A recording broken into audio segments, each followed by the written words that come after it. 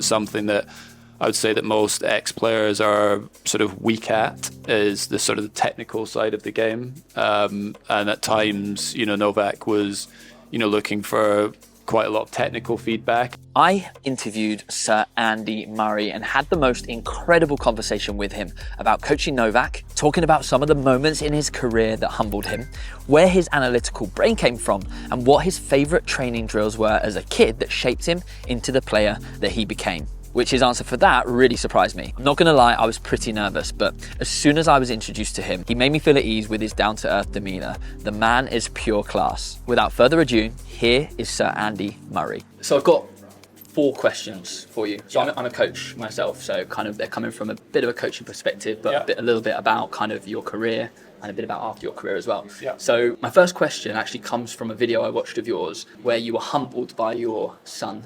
You talk about him picking up chess as an activity, and you played a chess match against him. Halfway through, you went and wiped his bottom, and then he came back and beat you at chess. And my question is, can you give any stories or moments in your tennis career where you were humbled like that?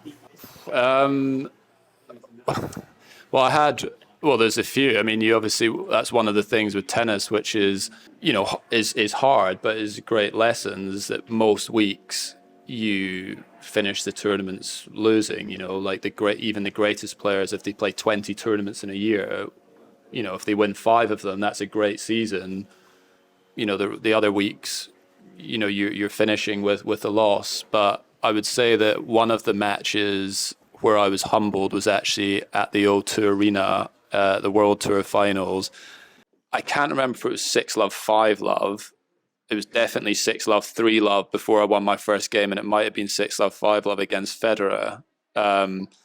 He was playing great. I was playing awful. It was in front of a home crowd, a huge stadium, and it was looking at one stage I think the only time in my career where I was like hoping to win a game. But yeah, definitely felt humbled that day, yeah. And on the topic of your son picking up chess, obviously you've got a very analytical brain yourself. Where did that start? Was it, did it come from tennis or was it from something else, do you think? Well, I think just naturally, like at school, I really enjoyed doing maths. It was the one subject that I really engaged with at school. But then also when it comes to tennis, my mum was always more sort of encouraging, learning to play the game and finding different ways to win points and using different skills. She wasn't so much focused on technique, which, all coaches are a bit different, but she was always encouraging us to play the game and learn how to find ways to win, basically. And then I remember when I went to Spain when I was 15, because I was quite good as a junior, I ended up training with quite a lot of the senior professional players. And at that stage, physically, I wasn't able to keep up with them. So I had to, again, find different ways of winning, which wasn't based on just power and strength. And that was where I think I kind of took that to the next level. But yeah, probably enjoyed maths and that sort of thing as a child. And then my mum was very sort of encouraging of this sort of strategy when we were little. I love that. And often, sometimes weaknesses or holes in your game can create strengths in different ways, can't they? So coming from a coaching perspective, obviously your mum was heavily involved in coaching when you were a junior. Did you as a child, but also as a player and now as a coach, did you have any favourite drills that you would kind of either love doing or you'd do in every single session?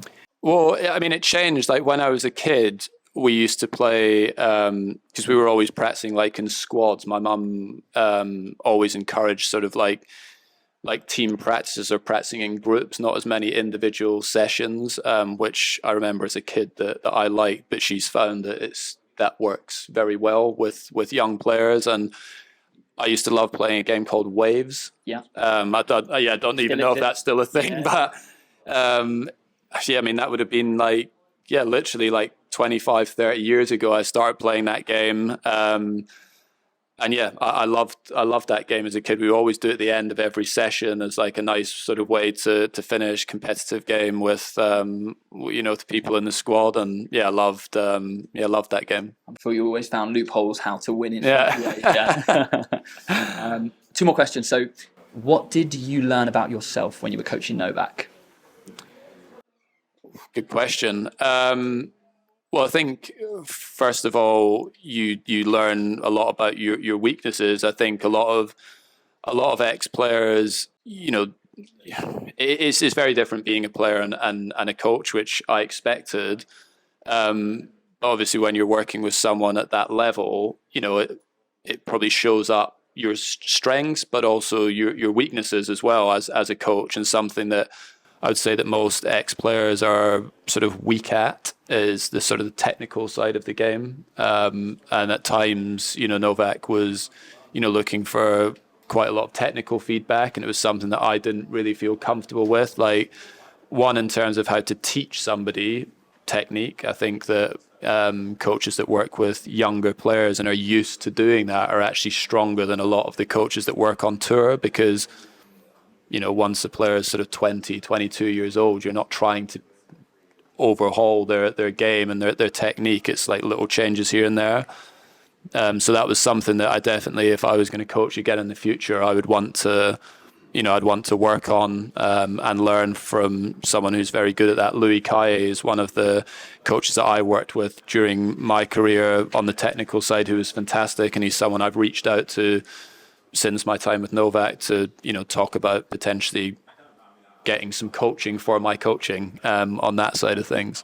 And last question, will you coach again? It sounds like you're kind of on the path to kind of developing yourself. Is that something you see yourself doing in the future? Yeah, I mean, I think I would. Yeah, I would if it was the right sort of project. I think, I would probably enjoy working with, with a younger player and sort of trying to, I don't know, influence them from maybe a younger age. Obviously try to help any of the British players if they want and it works out just now. But I think I would coach again in the future. I just, not sure if that will be like in the immediate future. I was not planning on going back on the road when Novak called. It wasn't something that, I was, desperately I was not like missing tennis and desperate to get back on the road, but it was a pretty unique opportunity. But yeah, I think at some stage I would like to do it again. Listen, Andy, I could ask you hundreds more questions, but thank you so much for your time. That's all right. No worries. Pleasure. Thank you. Good luck with whatever you choose to do. That. Thank you. Thanks. I just realised in the middle of this interview that I had a cabinet almost identical to this. And I'd be fascinated to know if it is the same brand that built it, because I was like, I think I had pretty much the same one. My questions were that boring. No, I was like, is that mine? I was like, actually, so I had hardly hit at all, and then in Miami this year, Novak wanted me to warm him up. He wanted me to warm him up for like all the matches, and because we did it like a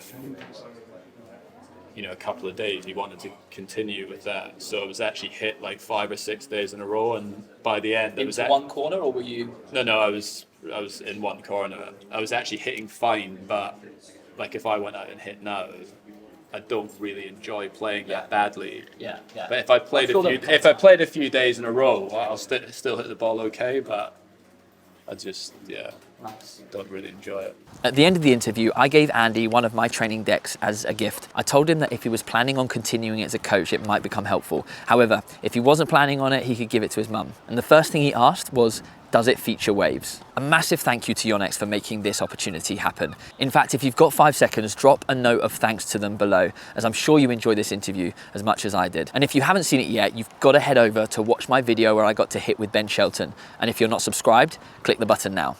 Thanks as always for watching through to the end of the video. I look forward to seeing you in the next one. Take care.